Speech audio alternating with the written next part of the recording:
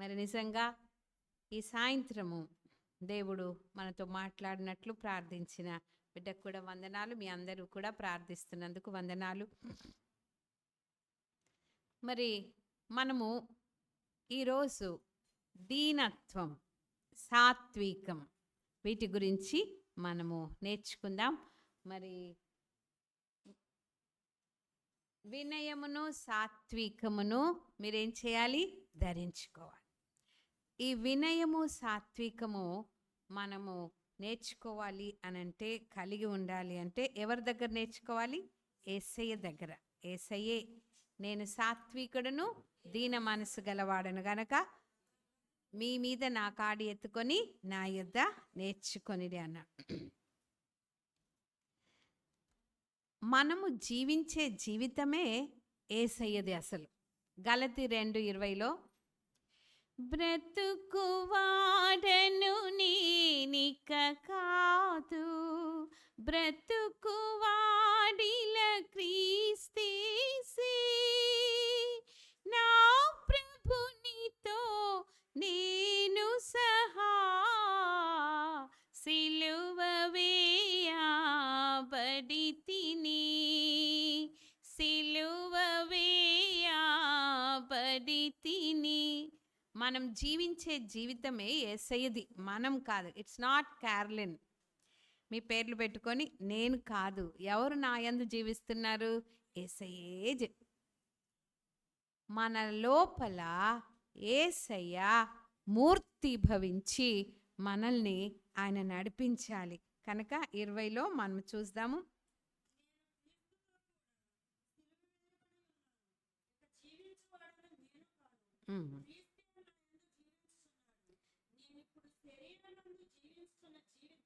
Yes, నేనిప్పుడు శరీరమందు జీవించుచున్న జీవితము నన్ను ప్రేమించి నా కొరకు తన్ను తాను అప్పగించుకొనిన దేవుని కుమారుని అందలి విశ్వాసము వలన జీవించుచున్నాను. హల్లెలూయా. జీవించేది ఇంకా నేను కాను, నేను క్రీస్తుతో కూడా ఏం చేయబడి ఉన్నాను? సిలువ. ఏమి సిలువ వేయబడినాము అనంటే మన పాపమంతా ఆయన తన శరీరం అందు వేసుకున్నాడు. కాబట్టి మన పాపము కొరకు యేసు ప్రభు సిలువ వేయబడితే మనము కూడా ఆయనతో ఏకీభవించిన వారంగా, నేను నా అహానికి లేదా నా గర్వానికి ఇంకా నా శరీర క్రియలన్నిటికీ నా పాపానికి నేనేం చేయబడినాను? సిలువ వేయబడి. ఇకను జీవించువాడు నేను కాను, క్రీస్తే నా యందు జీవించుచున్నాడు. మరి ఇంకేమంటున్నాడు అంటే, నన్ను ప్రేమించి నా కొరకు తన్ను తాను అప్పగించుకొనిన దేవుని కుమారుని అందలి విశ్వాసం వలన నేను జీవించుచున్నాను. మనం ఎంతగా ఆయన యందు విశ్వాసం ఉంచి, ఇంకా నా జీవితం నాది కాదు ప్రభువా, నీవే నా యందుండి ఈ జీవితాన్ని జీవించండి. మన జీవిత విలువలు, మన జీవిత వైఖరులు, మన జీవిత స్పందనలు, మన జీవితపు కోరికలు, మన జీవిత వైఖరులు ఇంకా అన్నీ కూడా ఆ యేసు క్రీస్తు నుండి రావాలి అన్నమాట. ఆయన మనలో ఉండి మనల్ని జీవింప చేయాలి. క్రీస్తు ప్రేమ నన్ను ఏం చేస్తుంది? బలవంతము చేయుచుంది అంటే 2 కొరింథీ 5:14లో. ఆ బలవంతమైన ఆ ప్రేమ మన జీవితంలో అన్ని క్రియలలో కనబడుతూ ఉండాలి. అంటే మనం లివ్. అందుకే మన దేవుడు మనకు నేర్పించే విషయం ఏంటంటే, ఈ సాత్వికము, ఈ వినయము సంపూర్ణ విధేయతకు దారితీస్తుంది. దేవుని మాటకు లోబడేటట్టు మనల్ని చేస్తుంది. మరి మన జీవితము అన్ని రీతులుగా ఆయనకు మనము సంపూర్ణంగా ఇచ్చుకోవాలి. We should be sold out to Jesus completely. ఆయనే నేను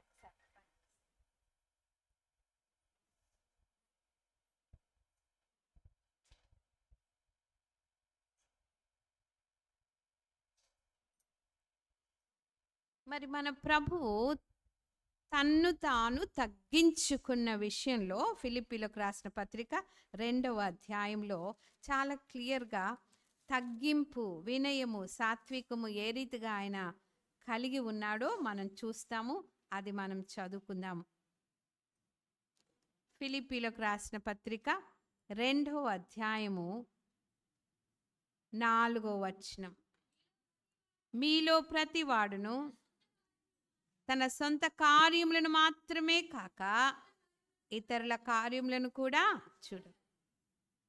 క్రీస్తు యేసునకు కలిగిన ఈ మనస్సు మీరును కలిగి ఉండుడి. ఆయన దేవుని స్వరూపము కలిగిన వాడయ్యుండి దేవునితో సమానముగా ఉండుట విడిచిపెట్టుకొను.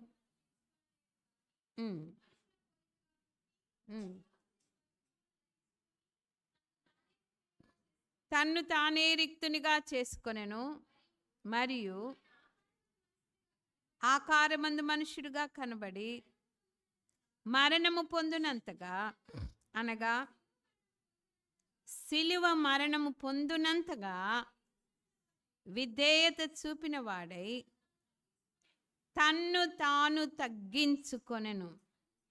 అందుచేతను పరలోకమందున్న వారిలో గాని భూమి మీద ఉన్నవారిలో గాని భూమి క్రింద ఉన్నవారిలో గాని ప్రతి వాని మోకాలును యేసు నామమున వంగునట్లును ప్రతి వాని నాలుకయు తండ్రి అయిన దేవుని మహిమార్థమై యేసుక్రీస్తు ప్రభు అని ఒప్పుకొనున్నట్లును దేవుడు ఆయనను అధికముగా హెచ్చించి ప్రతి నామమునకు పైనామమును ఆయనకు అనుగ్రహించెను. ఆయన భూమి మీదికి తను తాను తగ్గించుకొని సంపూర్ణంగా తనను తాను రిక్తునిగా చేసుకొని 100% ఆయన దేవుడు, 100% మానవుడు కావాల్సి వచ్చింది. మనలాగా రక్త మాంసములు ధరించుకోవడానికి తల్లి గర్భములో పిండం కావడానికి ఒక చిన్న కణముగా మారాల్సి వచ్చింది. ఎంత తగ్గింపు!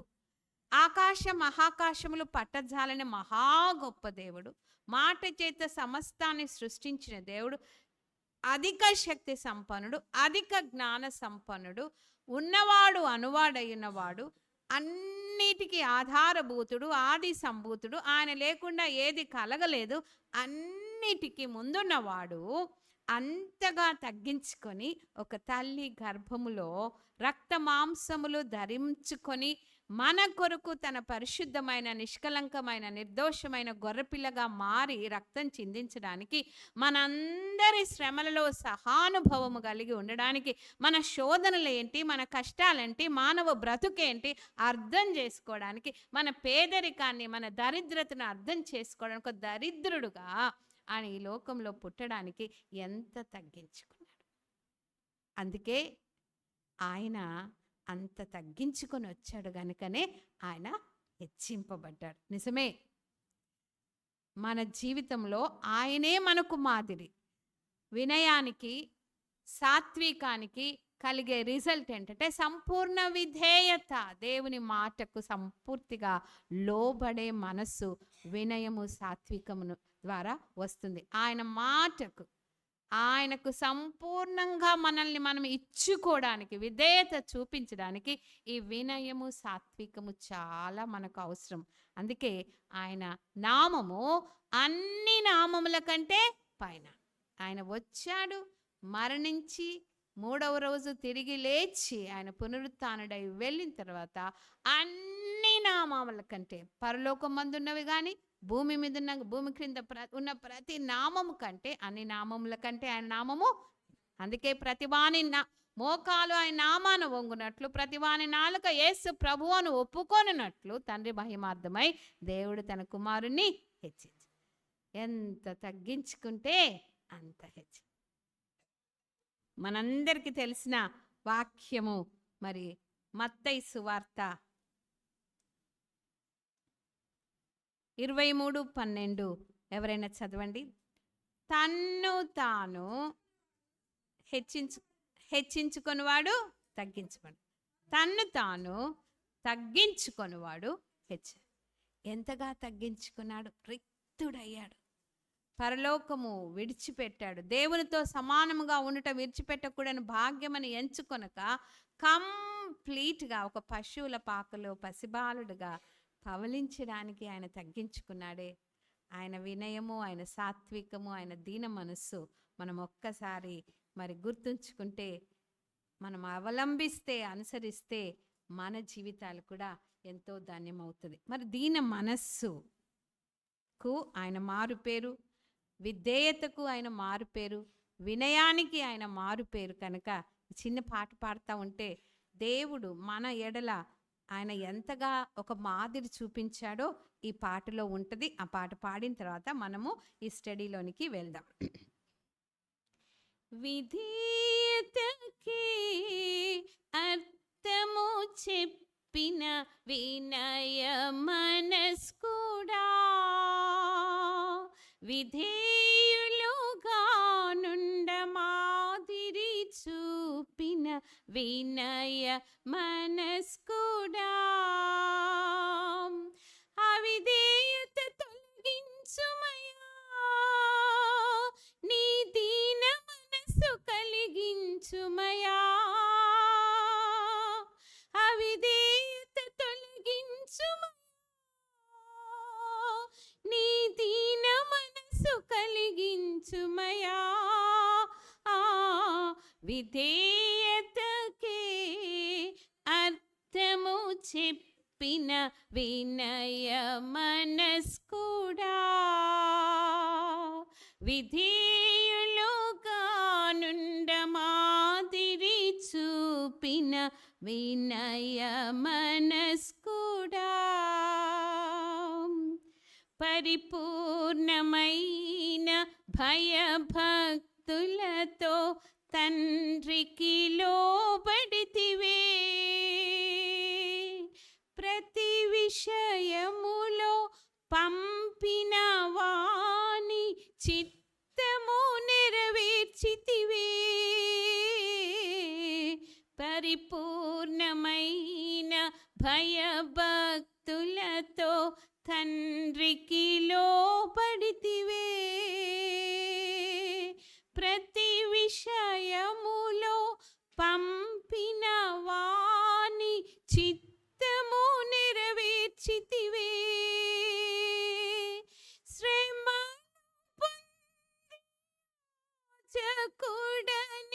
దేవునిచే పిలువబడితివే, శ్రమను పొంది యాజకుడని దేవునిచే పిలువబడితివే, రక్షణకు కారకుడవైతివే, రక్షణకు కారకుడవైతివే, అవిధేయత తొలగించుమయా, నీ దీన మనసు కలిగించుమయా, అవిధేయత తొలగించుమయా, నీ దీన మనసు కలిగించుమయా, విధేయతకే అర్థము చెప్పిన వినయ మనస్కుడా, పరిచయ చేయుటకే ధరణికి వచ్చిన త్యాగమూర్తివి, ప్రతిచేయ జరిగింపక పగవారిని క్షమించిన ప్రేమ దీప్తివి, పరిచయ చేయుటకే ధరణికి వచ్చిన త్యాగమూర్తివి,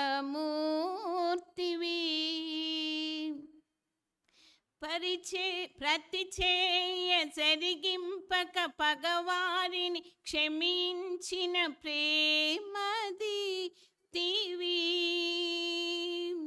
సిలువ మరణము పొందునంతగా నీవే తగ్గించుకొంటివి,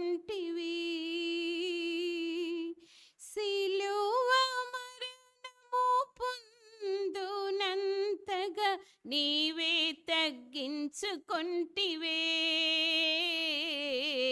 అధికముగా హెచ్చింపబడితివే, అధికముగా హెచ్చింపబడితివే.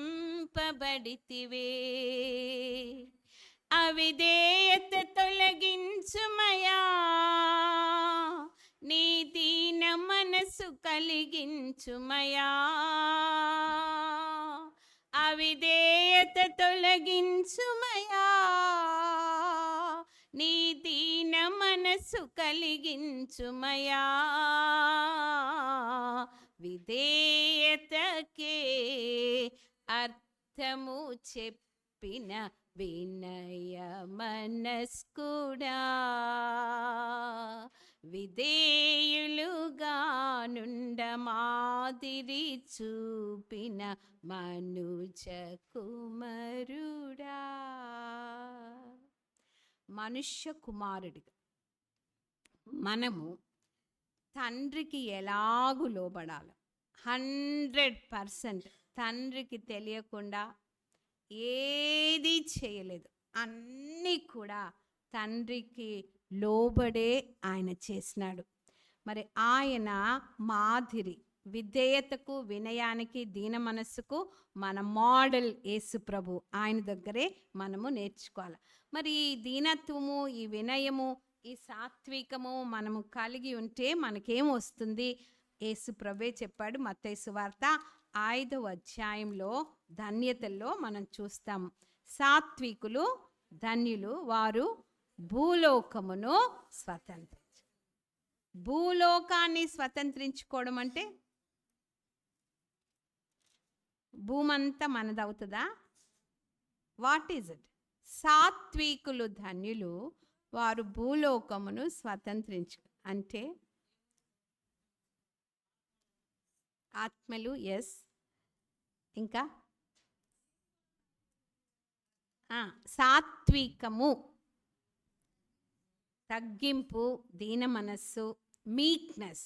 మీక్నెస్ అంటే అది వీక్నెస్ కాదు, చాలా బలమైన ఏమంటారంటే గుణం. అది ఏంటంటే ఎంతగా నీవు ఎన్ని ఉన్నా అన్ని ఏమి లేని ఇస్తరాకు ఎగిరెగిరి పడుతుంది, అన్ని ఇస్తరాకు అణిగి మణిగి ఉంటుంది అన్న సామెత మీకు తెలుసు కదా.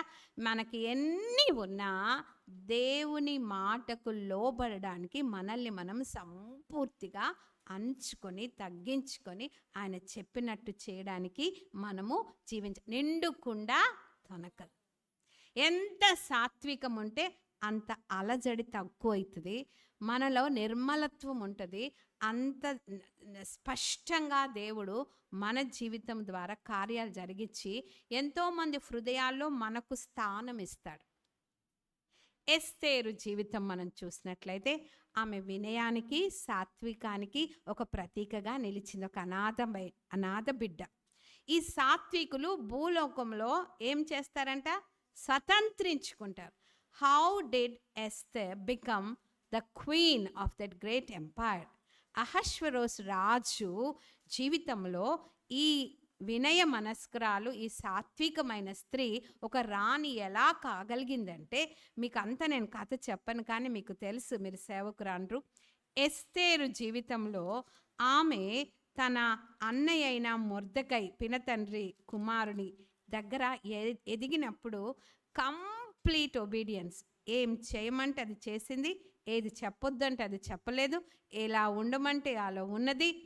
ఏ రీతిగా ఆమె తన పెళ్ళి కానప్పుడు ఆయనకు లోబడిందో, పెళ్ళి అయినాక, రాణి అయినాక ఒక మంచి స్టేటస్లో ఉన్న 120 సంస్థానాలకు ఆమె రాణి అయినా ఆయన పోషణ మందు ఏ రీతిగా ఆయనకు లోబడుచుండెనో పెళ్ళి అయిన తర్వాత కూడా ఆయనకు అలాగే లోబడి.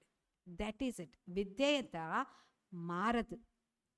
మన స్థానాలు మారినా, మన పొజిషన్స్ మారినా, మన ఉద్యోగాలు, మన ఐశ్వర్యము మనకు ఎన్నెన్ని వచ్చినా మనము చూపే విధేయత పెద్దలకు, దేవునికి, మన తల్లిదండ్రులకు, మన భర్తకు, అందరికీ ఎప్పుడు కూడా తగ్గిపోదు. ఆగిపోదు. అది ఎస్తేరు జీవితంలో మనం ఒకసారి ఎస్తేరు గ్రంథం తెరిచినట్లయితే ఎస్తేరు నిజంగా ఆమె వినయము సాత్వికమును బట్టి ఆమెకు ఎంత మంచి మరి భూలోకంలోని వారందరినీ స్వతంత్రించుకునేలాగిన ఆమె ఎక్కడికి పోయినా ఒక క్వాలిటీ మనం చూస్తాం. ఎస్తేరు గ్రంథము 2వ అధ్యాయం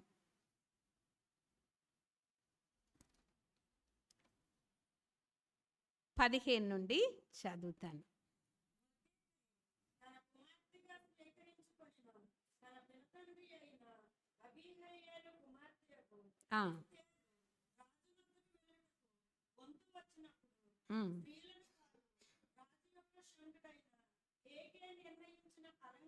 హేగే నిర్ణయించిన అలంకారం కాక ఆమె మరేమీ కోరలేదు. హల్లెలూయా. వినయము సాత్వికమున్న బిడ్డలు ఏం చేస్తారంటే పెద్దలు ఎట్లా చెప్పితే అట్లా చేస్తారు. ఈమెకు షీ హ్యాడ్ ఫ్రీడమ్, స్వాతంత్రం. ఆ రోజు వంతు వచ్చిన రోజు ఆమె ఏదైనా కోరుకోవచ్చు, ఏమైనా వేసుకోవచ్చు, ఏమైనా అలంకరించుకోవచ్చు.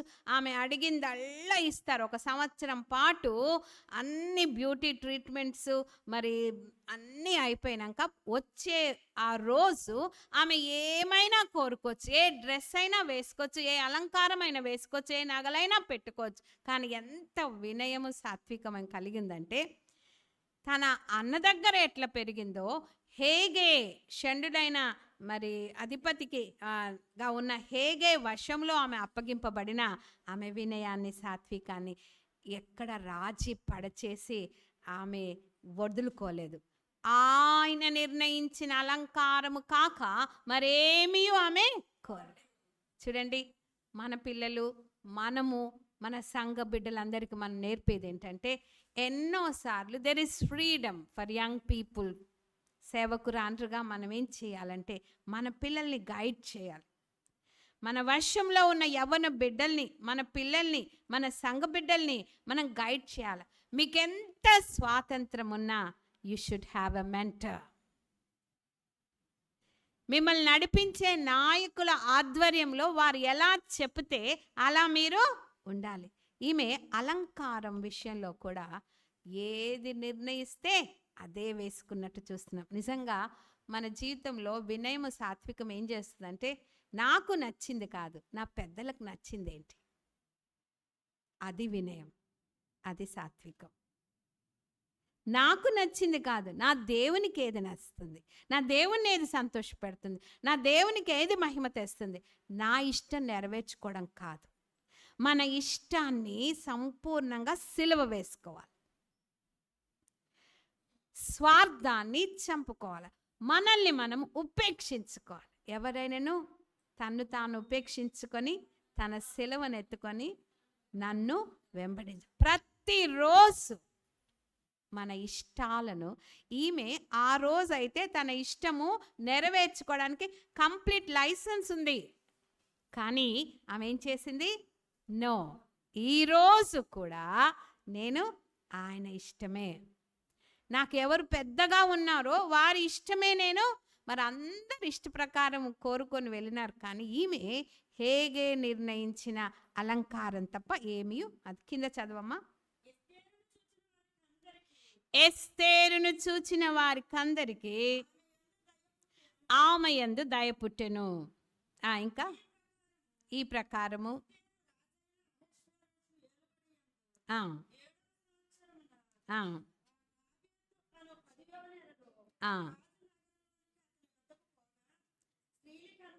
స్త్రీలందరికంటే రాజు ఎస్తేరును ప్రేమించెను, కన్యకలందరికంటే ఆమె అతని వలన దయాదాక్షిణ్యములు పొందెను. అతడు రాజ కిరీటమును ఆయన తల మీద ఉంచి ఆమెను వస్తీకి బదులుగా రాను. హల్లెలూయా. ఎవరు అనుకుంటారు ఈమె రానవుతుందని? ఎవరు అనుకుంటారు? తన ఇష్టము ఆమె ఎప్పుడూ నెరవేర్చుకోలే. తన అన్నని ఇష్టము, తన మీద ఉన్న అధికారి హేగే ఇష్టము, నేను కంప్లీట్గా మీకు లోబడతాను, నా పెద్దలకు నేను లోబడతాను. అది నాకెంత స్వాతంత్రం ఉన్నా నా ఇష్టం నెరవేర్చుకోవడానికి నన్ను నేను అధికారానికి అప్పగించుకున్నా. అందుకే ఆమెను చూచిన వారందరికీ ఆమె యందు దయ పుట్టెను. ఎంత మంచి మాట! అంత చూసిన వాళ్ళందరూ మన మీద దయదలచాలంటే ఎంత వినయము, ఎంత సాత్వికము, ఎంత దీన మనస్సు ఉంటే.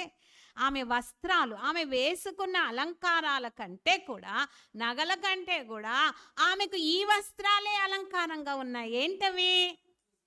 ఏంటవి? మొదటి పేతురు 3వ అధ్యాయం. ఇవి నిజమైన అలంకారముగా ఆమెకు ఉన్నాయి. మరి చదువుదామా? మొదటి పేతురు 3వ అధ్యాయం 4 నుంచి. సాధువైనట్టు మృదువైనట్టునైనా గుణమను అక్షయాంకాలం గల మీ హృదయపు అంతరంగ స్వభావము మీకు అలంకారముగా ఉండవలను. అది దేవుని దృష్టికి మిగుల విలువగలది. చూడండి, పైన చూస్తే మరి జడలు అల్లుకొనుటయు, బంగారు నగలు పెట్టుకొనుటయు, వస్త్రములు ధరించుకొనుటయును వెలుపటి అలంకారము మీకు అలంకారముగా ఉండక. మరి ఆమె కంటే అందమైన స్త్రీలు ఉన్నారు, ఆమె కంటే చక్కగా అలంకరించుకొని వెళ్ళిన స్త్రీలు ఉండొచ్చు. ఎంతెంతో ఇష్టపడి బ్యూటీ ట్రీట్మెంట్స్ చేసుకొని చక్కగా తయారై వెళ్ళి ఉండొచ్చు. వాళ్లకు మరి ఒకరికొకరు పురికొల్పుకొని తయారై వెళ్ళుండొచ్చు. ఎంత చేసినా అందరి దృష్టిలో దయ పొందింది ఎవరు? ఎందుకు? ఆమెకేమున్నాయి? సాధువైనట్టి, మృదువైనట్టి అక్షయ అలంకారము ఆమెకు అలంకారం. ఈ దీన మనస్సు, ఈ వినయము, ఈ సాత్వికము అన్నకెట్లా లోబడిందో, తల్లిదండ్రులు లేని బిడ్డ ఇక్కడ హేగేకెట్లా లోబడిందో చూచిన వారందరికీ ఆమె అంటే ఎందుకు దయపడుతుంది? ఆమె ఎంత లోబడి ఉందో, అక్కడ ఎంత జాలితో ప్రవర్తించిందో, ఎంత మర్యాదగా ప్రవర్తించిందో, ఎంత అనుకువగా ప్రవర్తించిందో, అవే ఆమెకు మంచి ఆభరణాలు. కాబట్టి ఈమె రాణి అవ్వడానికి కూడా రాజు దగ్గరికి పోగానే ఆమెను అందరికంటే ఈయనేం చేశాడు? రాజు ఎక్కువగా ప్రేమించెను, దయా దాక్షిణ్యములు పొందెను. సాత్వికులు ధన్యులు, వారు భూలోకమును స్వతంత్రించు. అందరి హృదయాలలో ఆమె మీద దయ పుట్టింది. ఈమెను 127 సంస్థాలను పాలించుతున్న రాజు హృదయంలో కూడా ఈమె మీద ఏమొచ్చిందమ్మా? దయా దాక్షిణ్యం. ఎంత గొప్ప దేవుడు మన దేవుడు! ఈ వస్త్రాలు మనకిచ్చినవి మనము ధరించుకోకుండా వెలుపటి అలంకారంలో మనం ధరించుకొని ఉంటే, వివేకము లేని సుందర స్త్రీ పంది ముక్కునున్న బంగారు కమ్మవే. నిజంగా అందము మోసకరము, సౌందర్యం వ్యర్థము, కానీ యెహోవా యందు భయభక్తులు గల స్త్రీ కొనియాడు. అందరి దృష్టిలో ఏమో దయ తెచ్చుకుంది, రాజు దృష్టిలో దయా దాక్షిణ్యములు పొందింది. తర్వాత ఎస్తేర్ స్టోరీ అంతా మనం చూస్తే అందరూ ఆమెను కొనియాడు. కాబట్టి ప్రియమైన దేవుని బిడ్డలారా, సాత్వికం అనేది ఒక మంచి అలంకారం. సాత్వికులు ధన్యులు, వారు భూలోకమును స్వతంత్రించుకొందరు. మరి మనం అదే రీతిగా కూడా కొన్ని వాక్యాలు చూద్దాము. యాకోబు పత్రిక 4:10 ఒకరు తెరవండి. సామెతలు 22:4 ఒకరు తెరవండి. మత్తయి సువార్త 23:12 ఒకరు తెరవండి. ఇవి చదవండి తర్వాత. ప్రభువు దృష్టికి మిమ్మును మీరు తగ్గించుకొనుడి, అప్పుడు ఆయన మిమ్మును హెచ్చించును.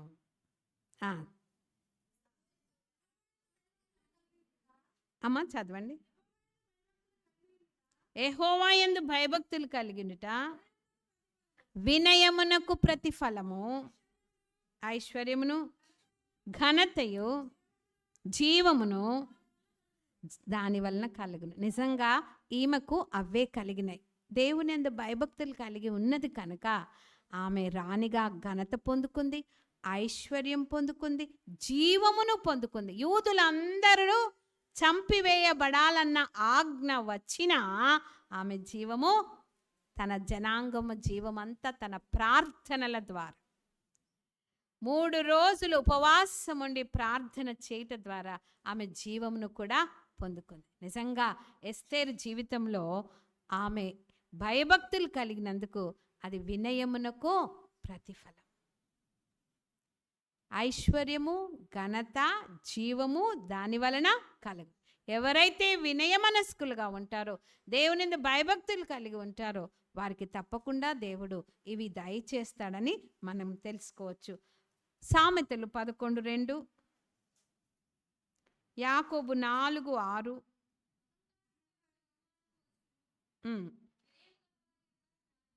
అహంకారము వెంబడి ఏమొస్తుందంట? అవమానం వచ్చును, వినయం గల వారి యొద్ద జ్ఞానం. నిజంగా అహంకారులను దేవుడు ఎదిరించి ఎవరికి కృప ఇస్తాడు? దీనులకు కృప ఇస్తాడు. మనకు తెలుసు ఆ వాక్యము. మరొకసారి అక్కడ చూద్దాం మనము. 1 పేతురు 5వ అధ్యాయం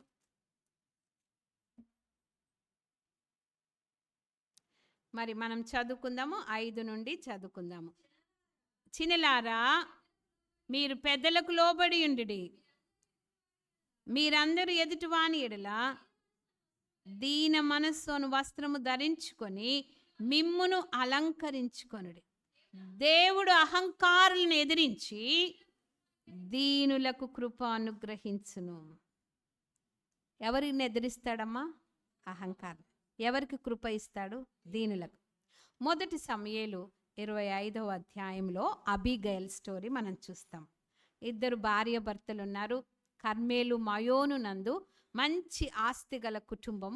దాంట్లో భర్తనేమో మోటువాడు, దుర్మార్గుడు చర్యలను బట్టి చూస్తే. అబీగయలేమో సుబుద్ధి గలదియు రూపసి. Contrasting couple. బహుశా కాలేబు సంతతి వాడని వాళ్ళ పెద్దవాళ్ళు బోల్తా పడవచ్చు. మంచి కుటుంబము, మంచి కాలేబు సంతతి వాడు గనక మరి కుటుంబము మంచిది అని పెళ్లి చేసుండొచ్చు. లేకపోతే మంచి ఆస్తిపరుడు, మా బిడ్డను బాగా చూసుకుంటాడు, మా బిడ్డకేం కొదువు ఉండదని పెళ్లి చేసుండొచ్చు. ఏదేమైనా ఒక దుర్మార్గుని తో ఆమె సంసారము.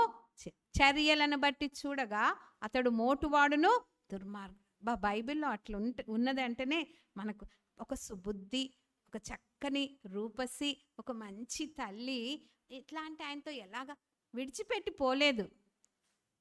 ఈరోజు మేము సముద్రము చూడ్డానికి వెళ్తే మాతో వచ్చిన అంకుల్ అన్నాడు, అమ్మా ఈ సముద్రం చూస్తున్నారు కదా, సంసారం సముద్రంతో పోల్చబడింది.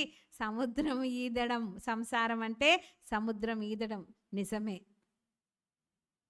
అది జ్ఞానవంతులకు, శక్తి దేవుని చేత శక్తి పొందిన వారికే అది సాధ్యం అని నేర్చుకున్నాం. నిజమే, సంసారం అంటే సాగరం లాంటిది, దాని ఈదడం. మరి ఈ అబీగయలు కూడా అలాంటి ఆయనతో సంసారం చేయడం అంటే నిజంగా సముద్రంలో ఈదినట్టే. మరి అంతే కదా, ఎంతో కష్టమైన పని. కానీ ఆమె ఆ యూనియన్ నుండి బయటికి రాలేదు. తన సుబుద్ధిని కాపాడుకుంటుంది. తన జ్ఞానముతో తన ఇంటిని ఆమె ఏం చేస్తుంది? రక్షించుకుంటుంది. తన పిల్లల్ని, తన పనివారిని, అన్ని రీతిలుగా. అయితే మనకు తెలిసి, నేను కథ అంతా చెప్పను కానీ ఆ 1 సమూయేలు 25వ అధ్యాయంలో మనం చూసినట్లు ఒక్కసారి తీయండి. ఒక్క వాక్యం ఏంటంటే, ఆమెలో మనం నేర్చుకోవాల్సిన ఒక సుగుణం ఏంటంటే తన్ను తాను తగ్గించుకొని. ఎప్పుడైతే నాబాలు దావీదు సేవకులు వచ్చి మరి కృతజ్ఞత పండుగ చేసుకుంటున్న సమయంలో, బొచ్చు కత్తిరించుతున్న సమయంలో తన పనివారికి వారు వండుకున్న ఆహారంలో కొంత పెట్టమనంటే ఆయన ఏం చేశాడు? అహంకారంగా మాట్లాడాడు. అహంకారం వెంబడి ఏమొస్తుంది? అవమానం వస్తుంది. తాను ఇతరులను అవమానపరుస్తున్నాడు అనుకున్నాడు. దావీదు ఎవడు, యెషై కుమారుడు ఎవడు, తన యజమానులను పారిపోయి వచ్చేవారు అనేకులు ఉన్నారు. ఈయనెవరు, ఆయన తెలిసి కూడా తెలియనట్టు. అప్పటికే దావీదు గొలియాతును చంపాడు. 17వ అధ్యాయం 18లో మనకు తెలుసు. ఆయన గురించి అందరూ చెప్పుకుంటున్నారు. దావీదు ఎవరో తెలుసు. కానీ ఇప్పుడు ఈయనేమంటున్నాడు? దావీదు ఎవడు, యెషై కుమారుడు ఎవడు, తమ యజమానులను విడిచి పారిపోయే వాళ్ళు అనేక. ఆయన క్యారెక్టర్ అసాసినేషన్ చేస్తూ ఆయననే పారిపోయి వచ్చినట్టు, అంటే తరమబడుతూ మరి ఎంతో ప్రాణంను కాపాడుకోవడానికి ఆ 400 మంది మరి 200 మంది సామాన్ దగ్గర 600 మందితో ఆయన మయోను అరణ్యంలో కర్మేల్ ప్రాంతంలో ఉంటే ఈయన ఎంత ధిక్కరించి మరి కనీసం పని వాళ్ళని కూడా అడగలేదు. ఈయన ఏం చేసినాడు, మనకు ఏ మేలు చేసినాడు, ఎందుకు ఇవ్వాలి వీళ్ళ పని వాళ్ళకని అడగలేదు. అహంకారులు ఎవరిని మాట్లాడనివ్వరు, ఎవరిని సంప్రదించరు, ఎవరి మాట తీసుకోరు. ఆ పనోళ్ళకు బాగా తెలుసు. అయ్యా అమ్మా వాళ్ళు వచ్చి చెప్పింది ఏంటంటే, ఎప్పుడైతే తిరస్కరించి మాట్లాడినాడో కొంచెం కూడా నా కొరకు నా పనివారు కొరకు వండుకొనినది తీసి నేను బొత్తిగా ఎరుగని వానికి ఇత్తునా అంటాడు. ఎంత కృతజ్ఞత లేని మాట. స్వార్థం అనేది మనం చూసాం కదా పొద్దున. స్వార్థము ఎవరిని క్షమించకుండా, ప్రేమ లేకుండా, జాలి లేకుండా చేస్తుంది. ఇక్కడ స్వార్థము కృతజ్ఞత లేకుండా, దయ లేకుండా, వినయము సాత్వికం లేకుండా చేస్తుంది. అది ఈయన అహంకారం బయటకు వచ్చింది స్వార్థంతో. అప్పుడు చాలా కోపంతో దావీదు దగ్గరికి మరి పనివారు వచ్చి చెప్పగానే దావీదు ఏం చేశాడు, రాత్రికి రాత్రే ఒక్క మగపిల్లవాడు కూడా నాబాలుకు ఉండకుండా చంపేస్తానని వస్తున్నాడు. అప్పుడు ఈమె చాలా వినయముతో సాత్వికంతో ఆయనను ఎదుర్కొంటుంది. మీకు ఈ కథ తెలుసు. ఎలా ఎదుర్కొన్నది ఇంత భాగ్యవంతురాలు, ఎలా ఎదుర్కొన్నదంటే ఆయన కాళ్ళ మీద పడింది, సిద్ధపరిచింది అన్నీ కూడా ముందుగానే పంపించింది. ఆమె గాడిద మీద ధైర్యంగా ఎక్కి వచ్చి ఆయన కాళ్ళ మీద పడి, ఇది నా దోషమని ఎంచు. తన భర్త పాపమును, దోషాన్ని ఆమె మీద వేసుకొని క్షమించమని అడుగుతుంది. ఇది వినయం, ఇది సాత్వికం. చాలామంది స్త్రీలు భర్తల తప్పులను వెనకేసుకొని, ఆయన అట్లాంటోడు కానే కాదు, మా అయ్యగారు అట్లాంటోడు కాదు, మా అయ్యగారు మంచోడు, మా అయ్యగారు ఆ మాట అనలేదు, మా అయ్యగారు అట్లాంటోడు కాదని వాదిస్తాము, తగ్గించుకోము. తెలిసి కూడా తప్పుల్ని వెనకేస్తాం. ఏదో ఆయనదేదో కిరీటం పడిపోయినట్టు మనం ఫీల్ అయిపోతాం. కానీ తప్పు అని తెలిసినప్పుడు ఎప్పుడు కూడా కాంప్రమైజ్ కావద్దు. అబిగయల్ ఏం చేసిందంటే, ఆయన చర్యలు తెలుసు, ఆయన వైఖరి తెలుసు, ఆయన దోషాలు తెలుసు, ఆయన ఒప్పుకోవడానికి కూడా తెలుసు. ఈమె ఏం చేస్తుందంటే, ఈ దోషము నాదని కాళ్ళు పట్టుకుంటూ. అది దీనత్వం, అది వినయం. వినయం వల్ల ప్రతిఫలము నిజంగా ఎంత గొప్పదంటే, రాజు దావీదు కాబోయే రాజును ఆమె ఎదుర్కొని, నిష్కారణంగా పసిపిల్లల రక్తము నువ్వు చిందింపకుందువుగాక, నీ జీవము యెహోవా చేతిలో మూటలో కట్టబడి ఉన్నదని ఆయనను మరి ఆమె దీవిస్తుంది. పగవారిని దీవిస్తూ ఆమె ఎదుర్కొన్నది. చూడండి, నిజంగా వినయము సాత్వికము అనేది ఎంత పగవారినైనా వారి పగను, కోపాన్ని ఏం చేస్తుంది, చల్లారు. నీవు కోపాన్ని రేపుతున్నావా, పగలకు సెగలు పుట్టిస్తున్నావా, ఇంకా అహంకారం వెంబడి అహంకారపు మాటలు నువ్వు జోడి చేసి మాట్లాడుతున్నావా, ఒక భార్యగా, ఒక సేవకురాలుగా? లేకపోతే అయ్యా యేసయ్యా ఈ దోషం నాదనించు, please forgive my husband, please forgive me, నా కుటుంబం, నా పిల్లలకు ఏ శాపం రాకుండా, ఏ విధమైన దోషము నా భర్తది, నా సంతానం మీద పడకుండా, శాపం రాకుండా కాపాడు నాయనా అని మనం అడుగుతున్నాము. సేవకురాన్లారా, మన కిరీటాలు ఏం పడిపోవు. తగ్గించుకొని తప్పని ఒప్పుకుంటే, తగ్గించుకొని, అవును మా వలన, మా సేవలో లేకపోతే మా అయ్యగారి ద్వారా ఏదైనా తప్పు జరిగితే సరి చేసుకుందాం, ఒప్పుకుందాం, వినయంగా క్షమాపణ వేడుకుందాం. కానీ ఏ రోజు కూడా మరి మనము మన కిరీటాలు ఏదో పడిపోతున్నట్టు మనము ఇది చేయకూడదు. చాలా జాగ్రత్తగా అబిగయల్ జీవితాన్ని మనం చూస్తే నిజంగా షీ సేవ్, తన పసిపిల్లల ప్రాణాల్ని కాపాడుకుంది. ఆమె మనమేమైనా తక్కువన్నమారా, మీరందరూ కత్తులు పట్టుకోండి, మీరు కంకణం కట్టుకోండి, మన అయ్యగారి కోసం మనం పోట్లాడదాం అని అన్నదా? తన పనివారి అందరినీ కూడా ఆమె కృతజ్ఞత చూపడానికి ప్రోత్సహించి, అసలు ఆ పనివారే ఏమంటున్నారు, మన యజమానుడు బహు పనికి మాలినవాడు, ఎవరిని మాట్లాడనేడు, నీవిప్పుడు ఆలోచించి కార్యానికి పూనుకో అంటారు.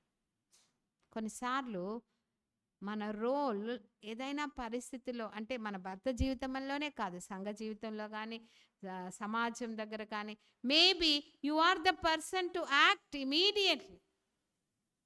కాబట్టి మనం దీన మనస్సుతో ముందుకు వెళ్ళాల్సి ఉంటుంది. మరి సామెతలు 3:34, 18, 12.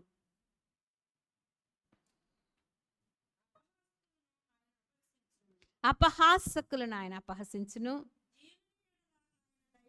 దీనుని ఎడల ఆయన దయచూపును. ఎంతో అపహాస్యం చేసినాడు నాబాలు దావీదును.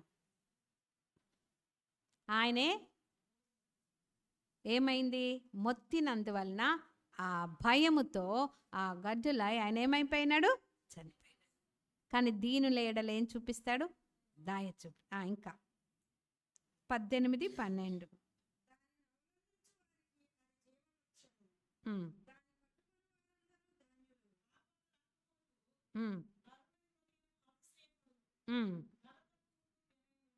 ఘనతకు ముందు వినయం,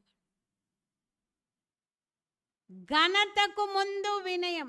ఎంత మీరు వినయము సాత్వికము మనం కలిగి ఉంటే అంత ఘనత దేవుడు మనకిస్తాడు. మరొకసారి 1 పేతురు 5వ అధ్యాయం మనం వెళ్దాము. మీ అందరికీ చేతులు ఉన్నాయి కదా. ఇక్కడ ఒక దృష్టాంతం. ఇక్కడ ఏముందంటే చిన్న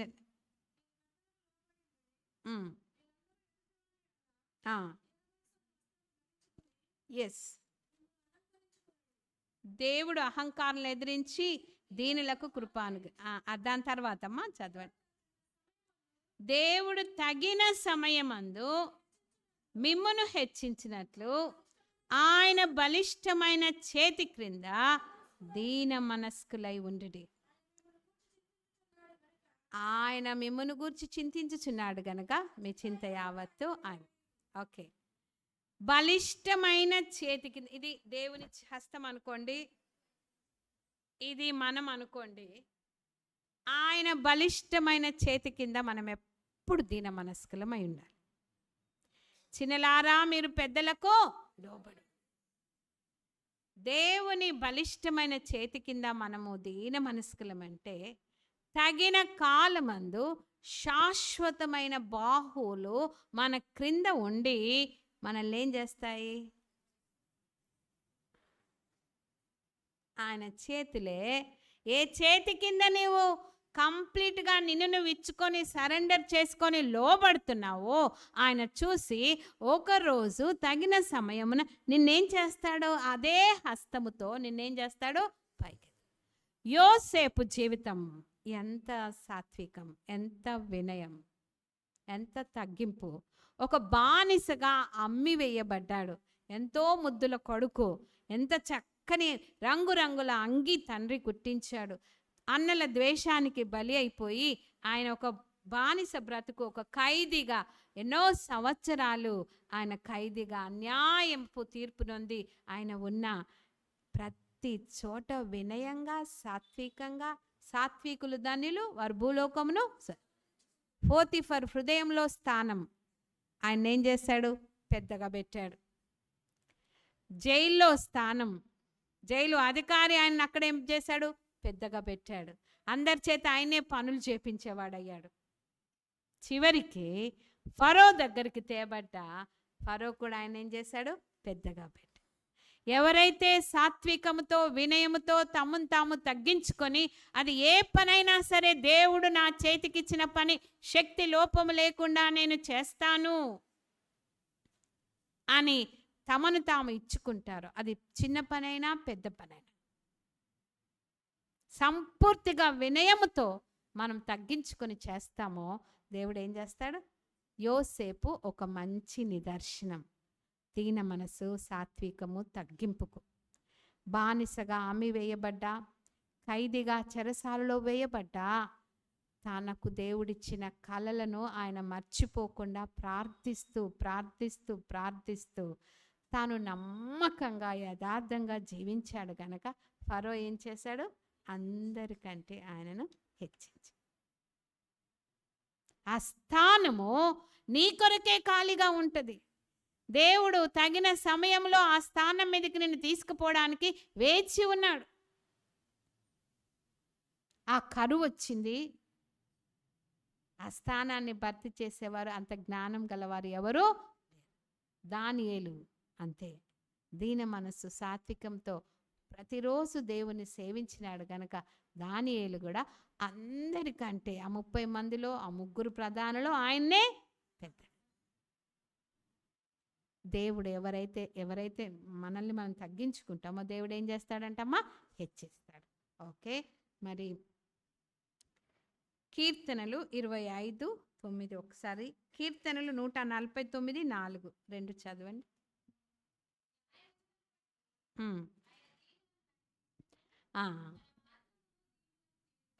తన మార్గమును దీనులకు నేర్పును. ఎవరైతే దీనులై దేవుని దగ్గరకు వచ్చి అయ్యా ఐ వాంట్ టు లెర్న్.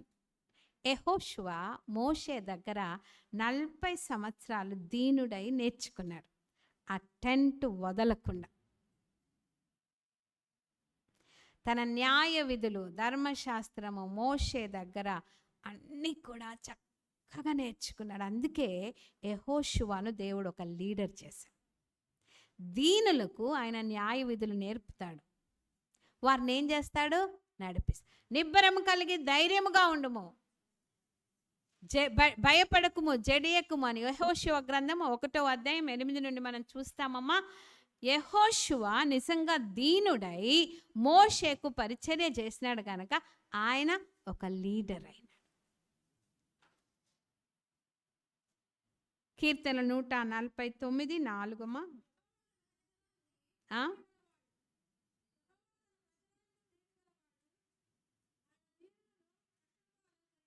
దీనులను దేంతో అలంకరిస్తాడట? రక్షణతో. ఎప్పుడు కాపాడుతాడు. ఎక్కడున్నా దీనులను ఆయన కాపాడుతూనే ఉంటాడు. రక్షణతో అలంకరించును. దేవుడు నిజంగా ఎంత గొప్ప దేవుడు మన దేవుడు. మరి యెషయా గ్రంథం 57:15 ఒకరు చదవండి. మంచి వాక్యం, మనందరికి తెలిసిందే. మహాగణుడును మహోన్నతుడును పరిశుద్ధుడును నిత్య నివాసి అయ్యున్నవాడు ఇలాగు సెలవిచ్చుచున్నాడు, నేను మహోన్నతమైన పరిశుద్ధ స్థలములలో నివసించువాడను, అయినను వినయము గల వారి ప్రాణమును ఉజ్జీవింప చేయుటకును నలిగిన వారి ప్రాణమును ఉజ్జీవింప చేయుటకును వినయము గల వారి యొద్దను దీన మనసు గల వారి యొద్దను నివసించు. God's address. ఒకరు అడిగారంట, దేవుడు ఎక్కడుంటాడు, ఎక్కడ నివసిస్తాడంటే God's address is a humble and contrite heart. వినయము కలిగి దీన మనసు గలవారి యొద్దనే ఆయన నివాస స్థలము. Where is God's address? చెప్పండి, ఎక్కడ నివసిస్తాడు? మహోన్నతమైన స్థలములలో నివసించువాడు అయినప్పటికీ వినయము గల వారి యొద్ద ఆయన నివాసం చేయాలనుకో. దీన మనస్సు గల వారి యొద్ద ఆయన ఉంటానంటున్నాడు. ఎందుకు? వారిని ఏం చేస్తాను? నేను ఉజ్జీవింపు చేస్తాను. నలిగిన వారిని. Ruth a great example. ఆమె అన్నీ వదులుకుంది. తన అత్త మీద జాలి, రెండవది చాలా వినయము, సాత్వికము, దీర్ఘశాంతముతో ఆమె ఏం చేసింది? మోయాబు దేశము నుండి ఇశ్రాయేల్ దేశానికి అత్తతో వెంబడించింది. ఏమీ ఆశించలేదు. అమ్మా, నాకు మగపిల్లలు పుట్టరు, పుట్టి పెద్దగా అయ్యే వరకు నువ్వు ఆగుతావా? నీ ఇంటి దగ్గరుండి నీ పుట్టింటి దగ్గరికి వెళ్ళు అంటే ఆమె హత్తుకొని వచ్చింది. ఒకటే నిబంధన చేసింది దీన మనస్సుతో. ఏంటి? నీ దేవుడే నా దేవుడు, నీ జనమే నా జనం. నువ్వెక్కడ మృతి పొందితే అక్కడ మృతి, నువ్వెక్కడ పాతి పెట్టబడితే అక్కడ పాతి. మరణము తప్ప నన్ను ఏది వేరు చేయ. అంత వినయంగా. అసలు భర్త చనిపోతే భర్త లేని ఆ తల్లిని చూసుకోవాలంటే ఆమె ఎంతో త్యాగము చేసింది విధేయతతో. మరి ఫాలోయింగ్ అప్పుడు కూడా అత్త చెప్పినది అంతయు చేసేనని ఉంటుంది బైబిల్లో. అంత ఎట్లా చెప్తే అట్లా. ఆయన కాళ్ళ దగ్గర దుప్పటి తీసి పడుకోమంటే ఫలానా ఆయన కాళ్ళ దగ్గర నేనెందుకు పడుకుంటాను? అసలు ఎవరైనా కాళ్ళ దగ్గర పోయి పడుకోవాలంటే అంత తగ్గించుకోవాలా? అమ్మో నేనైతే చేస్తానా అనిపిస్తుంది నాకు. అది కూడా చీకటిలో ఎవరైనా ఒకవేళ ఆయన్నే కాలుతో తంతే, ఎవరమ్మా ఎవరు నువ్వు ఇక్కడికి వచ్చి నా దగ్గర నా కాళ్ళ మీద దుప్పటి తీసి కాళ్ళ దగ్గర పడుకున్నది? అసలు వారి ఆచారము కష్టం ఏమైందో మనకు తెలియదు. కానీ ఆమె ఎంత తగ్గించుకుంటే అత్త చెప్పినట్లు చేసింది. ఆమె ఒక మోయాబీయురాలు. ఇశ్రాయేల్ సమాజంలో 10 తరాల వరకు కూడా వారిని చేర్చుకోవద్దు, వారిని దయచూపొద్దనుంది. అమ్మోనియుడే కానీ మోయాబీయుడే కానీ 10 తరముల వరకు ఇశ్రాయేల్ సమాజంలో చేరరు. కానీ ఆమె దీన మనస్సు, ఆమె వినయము భూలోకాన్ని స్వతంత్రించుకుంటే ఇశ్రాయేలు జనాంగములో స్థానము దొరికింది. ఆమెను ఏ రీతిగా దేవుడు మరి ఆశీర్వదించినాడో ఒక్కసారి రూతు గ్రంథము 4వ అధ్యాయంలో మనం చూసినట్లయితే హౌ షీ వాజ్ ఎస్టీమ్డ్, హెచ్చింపబడిందో మనం చూద్దాము. బోయాజు ఆమెను చేసుకున్నప్పుడు పెద్దలు ఏ రీతిగా ఆమెను దీవించినారంటే, ఒకసారి అమ్మ చదువుతారా రూతు?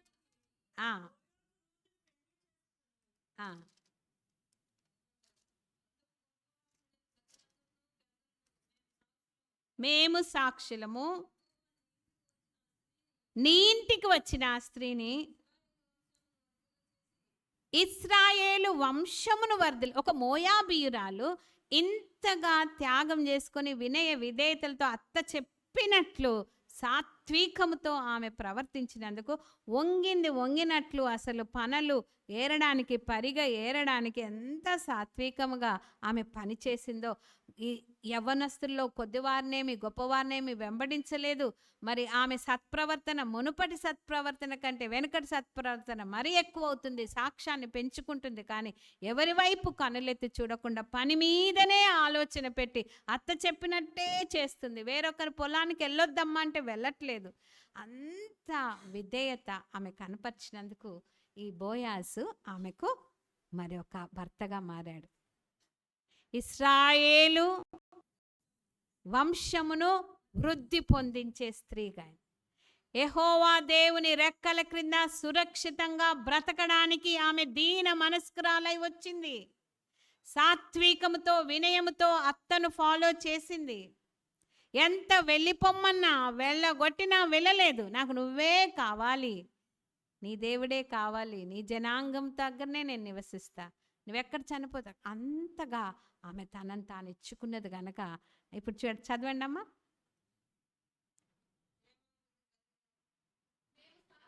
మేము సాక్షులము,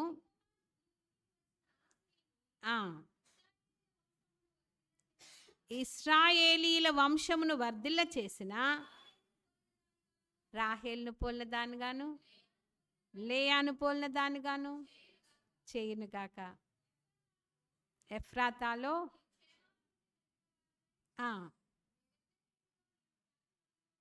ఎంత మంచి మాట. యోగ్యురాలు తన పెనిమిటికి కిరీటం, సిగ్గు తెచ్చినది వాని ఎముకలకు కుళ్ళు.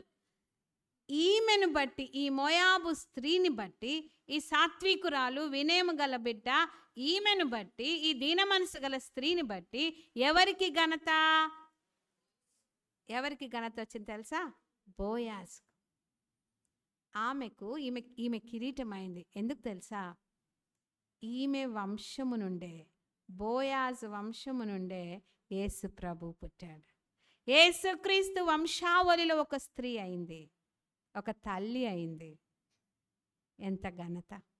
నిజంగా దీనులను దేవుడు ఎంత కృపతో ఆయన అలంకరిస్తాడు.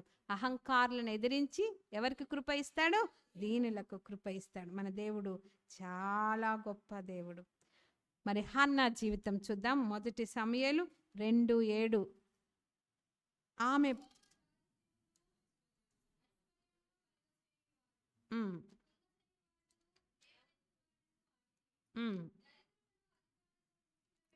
దరిద్రులను అధికారులతో కూర్చుండబెట్టుటకును,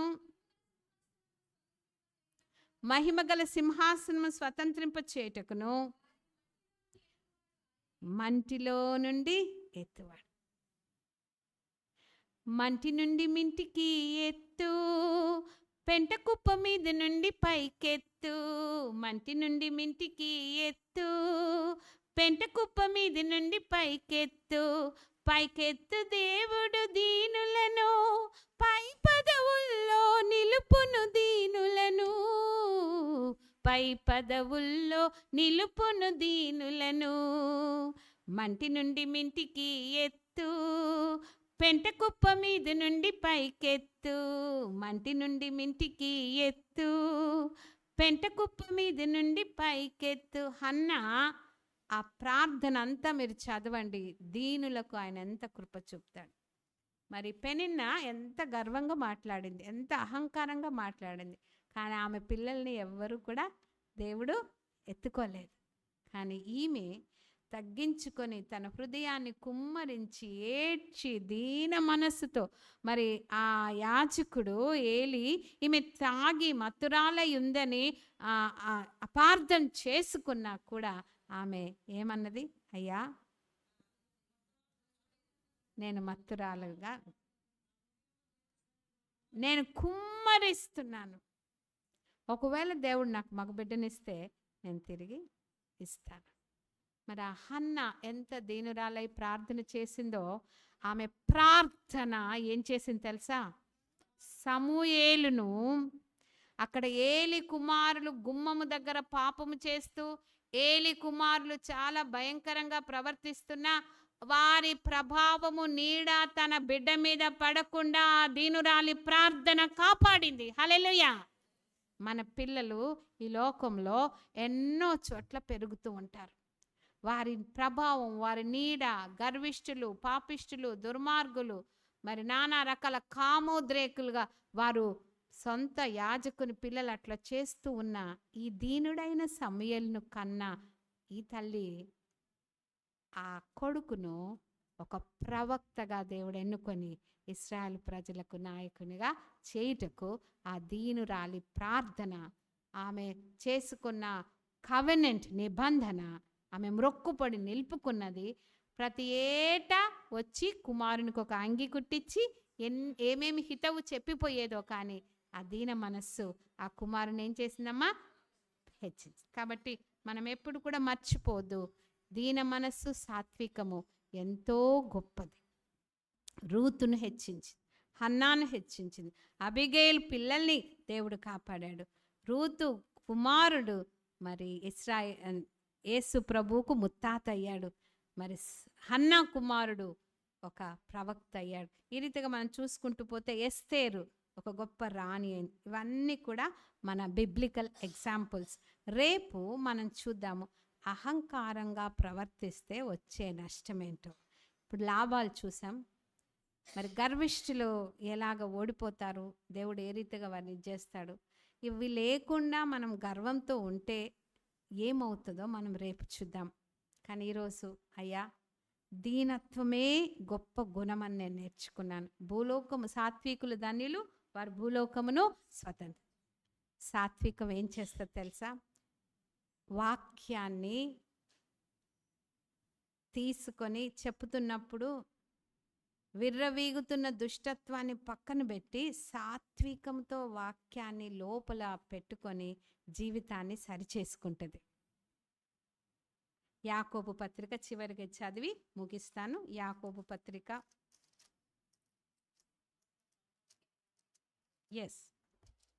చదువుతారమ్మా? యాకోబు పత్రిక 1వ అధ్యాయం 20-21. అందుచేత సమస్త కల్మషమును విర్రవీగుచున్న దుష్టత్వమును మాని లోపల నాటబడి మీ ఆత్మలను రక్షించుటకు శక్తిగల వాక్యమును సాత్వికముతో మీరు వినువారు మాత్రమయ్యుండి మిమ్మును మీరు మోసపుచ్చుకొనకుండా వాక్య ప్రకారము ప్రవర్తించువారునై ఉండు. దీనత్వము, సాత్వికము, వినయం ఏం చేస్తుందంటే మన లోపల ఉన్న విర్రవీగుచున్న దుష్టత్వాన్ని, కల్మషాన్ని బయటికి తీసేసి సంపూర్ణంగా మన ఆత్మలను రక్షించుటకు శక్తిగల వాక్యాన్ని సాత్వికముతో మన లోపల నాటజేస్తుంది. సాత్వికం ఏంటంటే మన హృదయంలో విత్తనం విత్తితే మట్టిలో వేయాలి కదా. ఇప్పుడు మామూలుగా ఒక ఏమంటారు, మట్టి లేకుండా విత్తనం మనము వేయలేము భూమి మీద. భూలోకాన్ని స్వతంత్రించుకునే సాత్వికం ఏం చేస్తుందంటే మన హృదయంలో అదొక నేలలాగా, మంచి నేలలాగా సాత్వికం ఉంటే ఈ వాక్యం అక్కడ మొలుస్తుంది. సాత్వికం లేకపోతే నేలలో విత్తనము పడదు. దుష్టత్వము విర్రవీగుతున్న కల్మషము దుష్టత్వం ఉంటే అది అట్లా పడ్డట్టు ఎవరు ఎత్తుకపోతారు? సాతానుడు ఎత్తుకపోతాడు. సాత్వికం ఏం చేస్తుందంటే వెంటనే గ్రహించి హృదయములో కార్యము చేయడానికి, ఆ వాక్యము మొలకెత్తడానికి సహాయం చేస్తుంది. మన లోపల నాటబడిన శక్తిగల వాక్యము అది అవ్వుట కొరకు సాత్వికము దోహదపడుతుంది.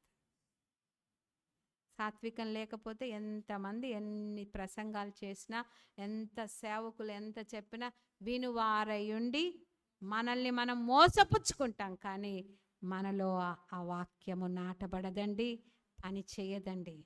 సాత్వికులే దేవుని వాక్యమును విని అంగీకరించి జీవితాన్ని మార్చుకొని ఆయన సారూప్యము పొందుకుంటారు. ప్రార్థన చేసుకుందాం.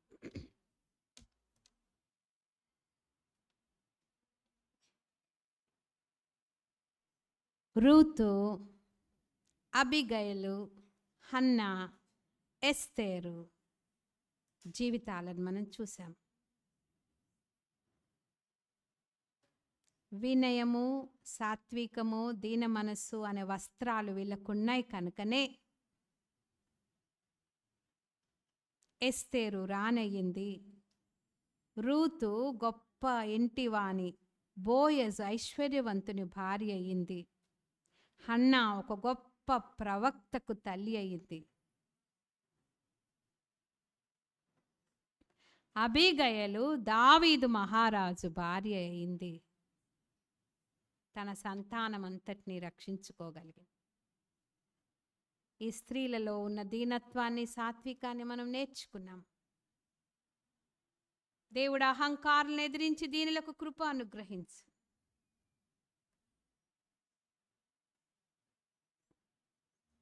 నీ అహంకారము దేవుని కృపను పొందకుండా అడ్డుకుంటుంటే ఇప్పుడే దాన్ని విడిచిపెట్టండి.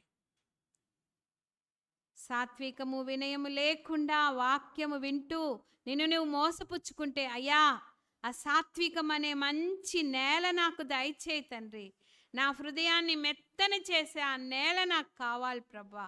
వాక్యం పడిన వెంటనే నాలో కార్యము జరుగుటకు సాత్వికంతో నేను అంగీకరిస్తా తండ్రి అని మనల్ని మనం ఇచ్చుకుందాం.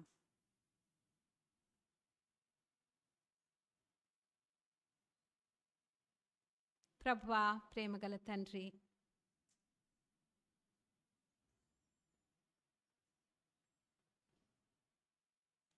మోషే మీ ఇల్లంతటిలో సాత్వికుడని సంఖ్యాకాండం 12వ అధ్యాయం 3వ వచనంలో మేము చూసి ఉన్నాం. నా ఇల్లంతటిలో నమ్మకమైన వాడు సాత్వికుడు, అతని వంటి వాడు ఎవరూ లేరు అన్నారు. మీరు మా జీవితాలని క్షుణ్ణంగా పరిశీలించేవారు. మీరు మా జీవితాలను, మా క్రియలను, మా హృదయాంతరంగాల్ని క్షుణ్ణంగా చూస్తున్నారు. నరులందరినీ కనులారా దృష్టిస్తున్నారు. మాకు మోషే లాంటి సాత్వికము దయచేయండి తండ్రి. ఆ గొప్ప నాయకుడు ఎంత సాత్వికముతో తన ప్రజలను, మీ ప్రజలను నడిపినాడు. ఆ సాత్వికము మాకు దయచేయండి. మీ ఇల్లంతటిలో నమ్మకమైన సేవ చేయడానికి సహాయం చేయండి. తన మీద సనిగిన వారిని, తన మీద ప్రభువా వ్యతిరేకంగా లేచిన వారిని అందరినీ మీరే చూచుకున్నారు. కానీ తను మటుకు మిమ్మల్ని వెంబడించటం మానలేదు. మీకు లోబడి సాత్వికంతో ముందుకెళ్ళాడు. మేము కూడా ప్రభువా మా సంఘాల నడుపుట్లో మరి సేవకులకు ప్రభువా చక్కని సహకారులుగా ఉండుటలో నాయన అన్ని విషయంలో సాత్వికులుగా ఉండుటకు దీన మనసు కలిగి ఉండుటకు మోషే లాంటి సాత్వికం మాకందరికీ దయచేయమని, దీన మనస్సు దయచేయమని, నీ కృపను పొందుకొని మేము ముందుకెళ్ళేలాగున సహాయము చేయమని, అహంకారాన్ని అనుదినము మీరు తీసివేసి దాన్ని మేము సిలువ వేసి మీ కృపలో మేము ఎదుగుటకు సహాయము చేయమని యేసు నామమున అడిగి వేడుకొంచున్నాము తండ్రి. ఆమేన్.